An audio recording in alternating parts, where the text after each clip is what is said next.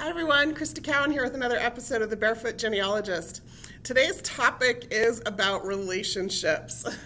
The biggest challenge in family history for new people, especially to wrap their head around, is the idea that all of these relationships can be entered and reflected accurately. There's been some chatter on our Facebook page and with the Ancestry Aces about cousins marrying cousins and how you enter those people, and we talked a few weeks ago about adoption, and lots of questions have come up since then about, can I show the biological parents and the adoptive parents, and how does that all work?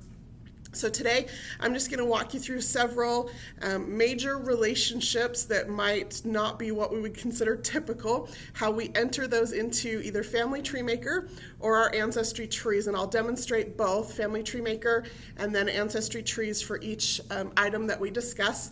And then if you have any questions, as always, you can stick around on the live chat afterwards, or if you're watching an archived version of this on YouTube, you can post in the comments. I do try to monitor those and respond as necessary. So let's dive in. Of course, we're going to be reflecting all kinds of relationships when we do genealogy. The easy relationships are when you see the little box that says add a father or add a mother, add a child. Those are the simplest forms of those relationships. But then when you start getting into additional relationships, grandparents and cousins, when you have adoptions, when you have multiple marriages, all of that tends to confuse things a little bit if you don't know how to use some of the basic tools available in the program. So let's just start with adding a spouse. Now that may not seem like that big of a deal, but sometimes you just need to add an additional spouse. Now this is my great uncle, and they called him Bob, or some people called him Cosmo, and he was married a few times. He was married once and had several children, and then he was married a second time to this woman, and then we discovered that he had a child with a third woman. Now, I can go in and I can add her as a spouse, but at the time, I didn't know who she was, and so I can't add her, but he has a child from this third relationship. And so here's what I'm going to do in FamilyTree Maker.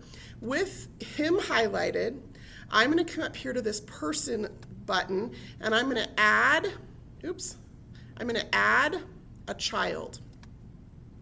And this child is going to be named, I wrote it down so that I could get it correct, James Cowan, and he's a male, and I'm going to click OK. Okay, now you'll notice what happened here.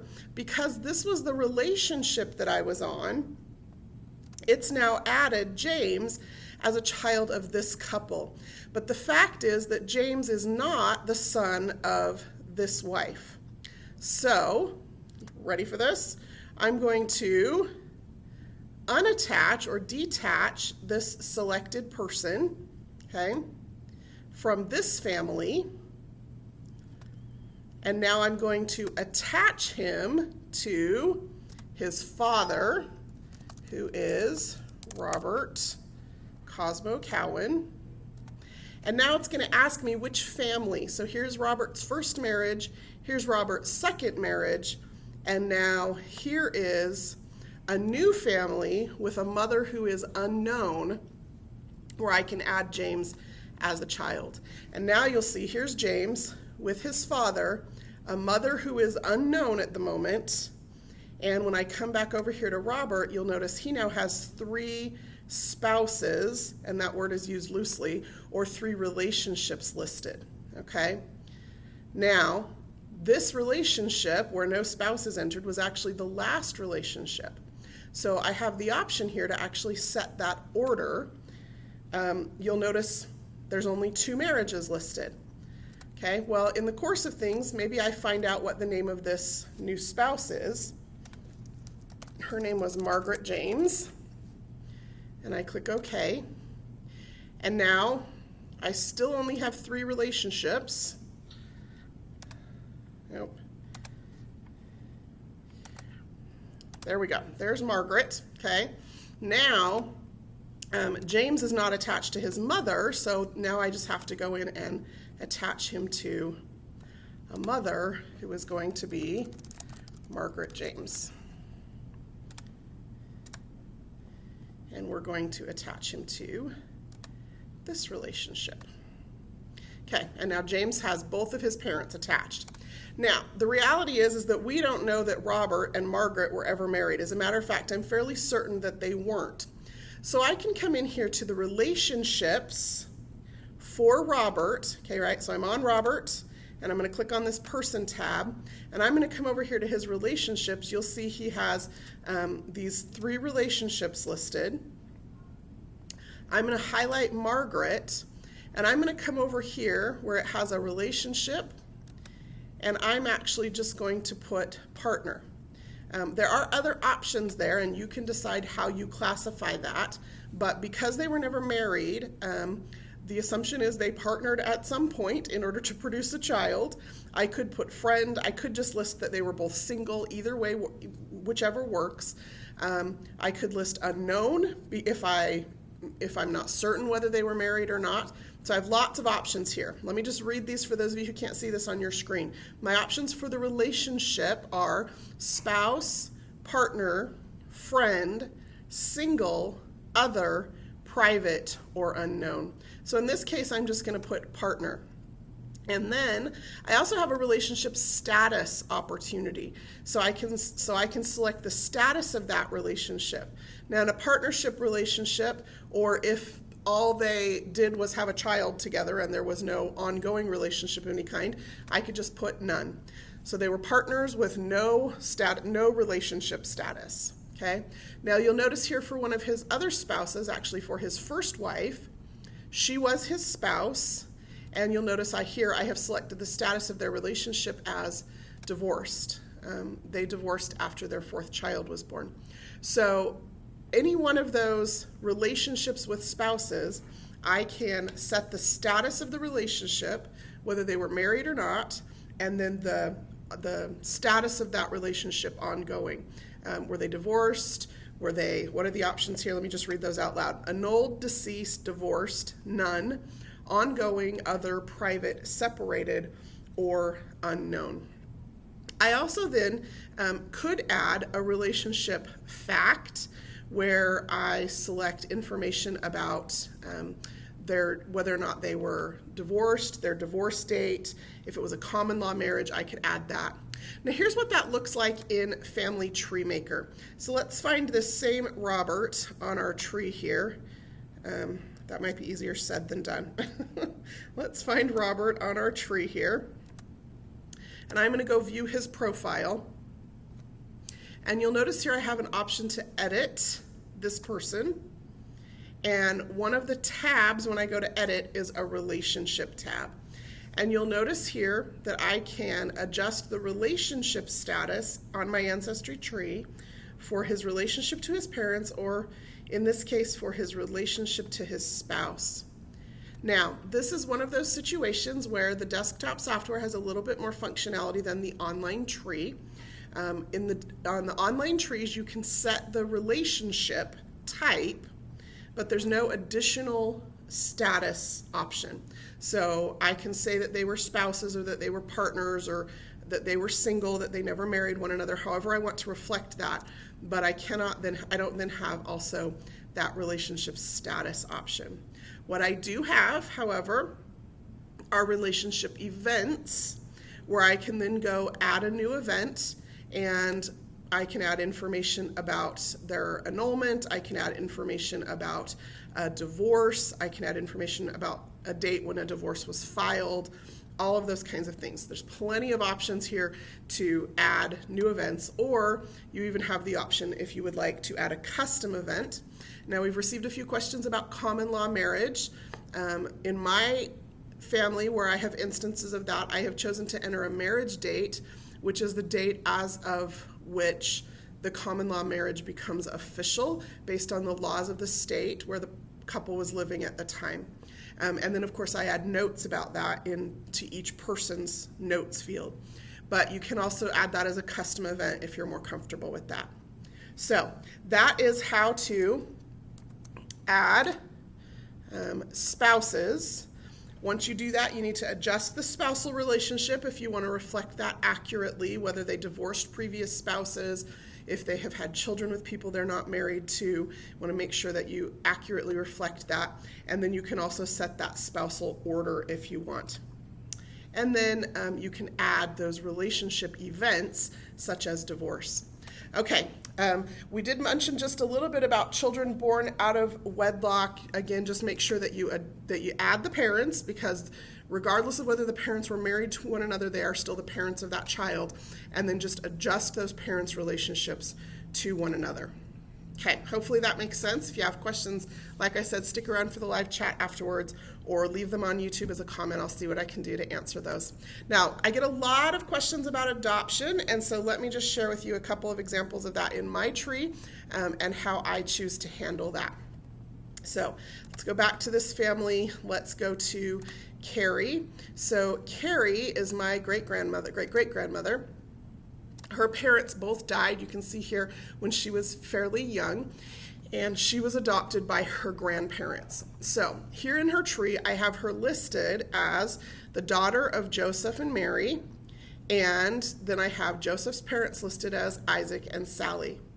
But Isaac and Sally adopted Carrie and raised her, and so I also want them to be listed as her parents. So here's what I'm going to do. I'm with her highlighted. Again, I've got Carrie highlighted here. I'm going to come up here and I'm going to not add a person, because I don't want to add parents. They're already in my tree. I want to attach parents.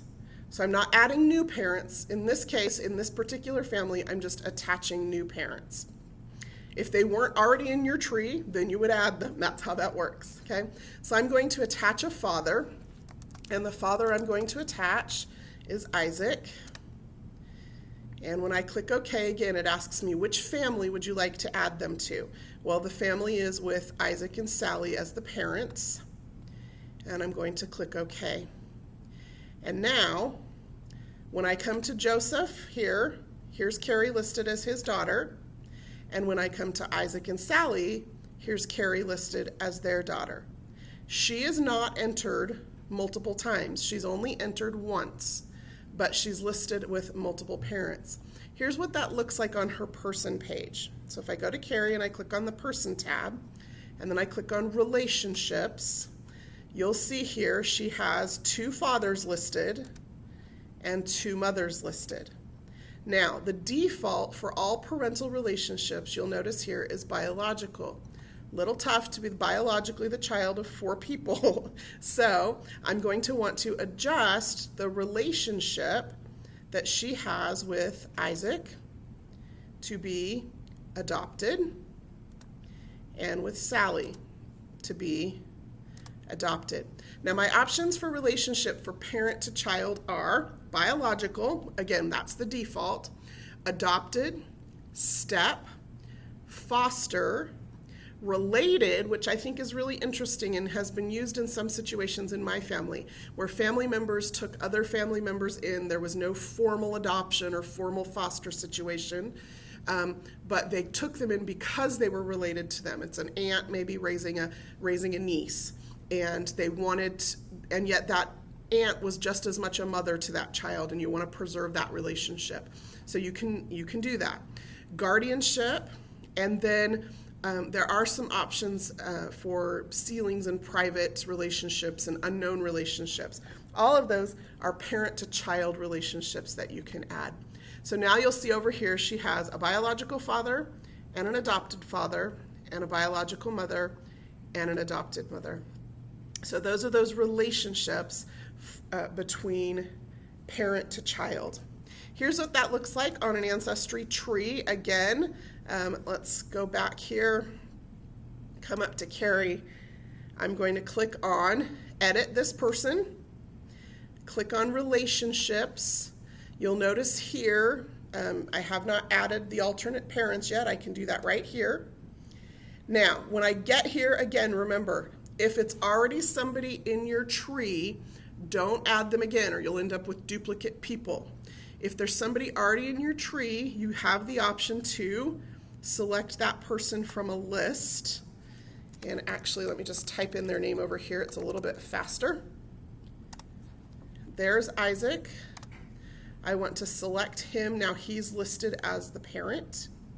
I can then change that relationship. Again, there's all those options. Change that to adopted and click save. So now she has a biological parent and she has an adopted parent. Hopefully that makes sense. If you have questions, like I said, be sure to ask. So when there are cases of adoption, you want to add the additional parents if they are new to your tree. If it's a family member adopting, just attach those existing people as parents and then adjust that child's relationship to those parents. Okay, the last thing that we're going to talk about today is a little bit of a hot topic with some people, but in my family, we call it our family wreath, not our family tree. There is a lot of intermarriage, and the further back you go, the more frequently you're likely to run into this. Again, the principal idea here, when you have some of this interrelationship stuff going on in your tree, is to not add them as new people. Just attach existing people, and that way you maintain all of those relationships. Okay? So again, here's what that's going to look like in FamilyTree Maker. If I come up here, and I'm going to go to Samuel, and I'm going to add a spouse for Samuel. Now if I click here and just add a spouse, what's going to happen is I'm going to create a new person. So if it's somebody already in my tree, I just want to attach a spouse. And then I can find that person from among the living cousins here that he has. Okay. Oh, I think I pruned my tree a little too much to do this demo. So just make sure that you're using this attach feature if the person is already in your tree rather than the add feature. The same thing is true, again, on your online tree. If you're going to add someone in a relationship, the quickest way to do that is just right here where it says add family member. I'm going to click on that. I have some options here. I'm going to add a spouse. I'm going to select it from somebody already on the list rather than adding them as a new person. And then when you get here, the fastest way, if you know their name, is just to come over here and type it as opposed to browsing through this list of all however many hundreds of people you have. Okay, so let's just review that really quickly. If you have intermarriage in your tree, do not add them as new people. Just attach existing people to maintain all relationships. Now, if you have already added them as new people, if you're only using a tree online at Ancestry.com, there is no way to merge those two people. You would have to go to one of them, make sure you've copied all the information onto the other person, and then delete one of those duplicates. And then make sure you've attached all the relationships correctly. It's a little bit cumbersome, but it is possible. In FamilyTree Maker, it's really very simple. You just highlight the person, you come up here to the person button, and you click merge to specific individuals, and then you find the person you want to merge them with and click OK. So when you need to merge two people, if you've added them incorrectly in your tree, very simple in FamilyTree Maker. Okay, hopefully that makes sense. I know today was a brief and quick discussion, but the important ideas to get out of today's presentation are that when you have multiple relationships in people's lives, and multiple relationships that are considered non-traditional, there are ways to accurately reflect those relationships and the status of those relationships. Any person can have multiple parents, they can have multiple spouses, and when you start running into those family wreaths or those intermarried trees, don't add those additional people, just attach existing people so that you maintain all of those relationships in your database and visually so that you can see where some of those things circle back on each other. Again, stick around for live chat afterwards if you have any questions. If you're watching an archived version of this on YouTube, please leave a comment. I will try to check those often and respond to anybody that has any questions. If you have ideas for future live stream broadcasts, I'm putting together the calendar for September right now. please feel free to email me at ask@ancestry.com. If you get a little specific about your research question and challenges, that's fine. It helps me to fine-tune these presentations so that they meet your needs. Be sure to check the Ancestry.com Facebook page. Click on that events tab there and you can see all of the topics, dates, and times for future live stream presentations. You can RSVP for them so that you get a reminder, and hopefully you'll join us next time. Until next time, this is Crista Cowan. Have fun climbing your family tree.